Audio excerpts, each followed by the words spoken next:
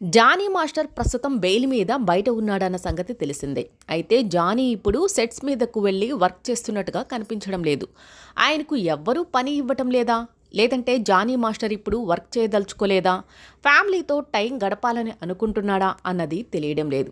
రీసెంట్గా Johnny master ఓ చిన్న వెకేషన్కు వెళ్ళినట్టున్నాడు. ఫ్యామిలీతో పాటుగా జానీ మాస్టర్ కాస్త చిల్లైనట్టుగా ఉన్నాడు.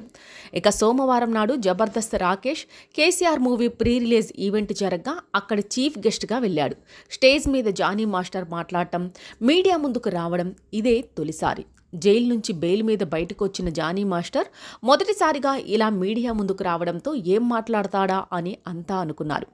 రీసెంట్గా కొన్ని సంఘటనలు జరిగాయి. ఇలా జరిగినప్పుడు బయటకు ఎవ్వరూ రారు. తనను నమ్మిన ప్రతి ఒక్కరికి, తనను ఇంట్లో బిడ్డలా అనుకుని ఆశీర్వదించిన ప్రతి ఒక్కరికి థ్యాంక్స్ అని అన్నాడు. మీరు పెట్టుకున్న నమ్మకం ఎక్కడికి పోదు, త్వరలోనే అన్నీ తెలుస్తాయి అని జానీ మాస్టర్ అన్నాడు. రాకేష్ చాలా మంచివాడు అని, కష్టపడి ఈ స్థాయికి వచ్చాడని, అందుకే పిలిచిన వెంటనే వచ్చానని అన్నాడు. రోజా గారు కూడా ఇలా చాలా మందికి హెల్ప్ చేశారు. రోజా గారు చేసిన సాయం గురించి రాకేష్ ఎప్పుడూ చెబుతూనే ఉంటాడు. మీరు ఇలానే ఇంకా చాలా మందికి సాయం చేస్తుండాలి మేడం. సినిమా అంటేనే పెద్దది, తెరపైకి తీసుకొస్తున్నారు. రిలీజ్కి రెడీగా ఉందంటే మీరు సక్సెస్ అయినట్టు. భర్తకు భార్యలే బలం.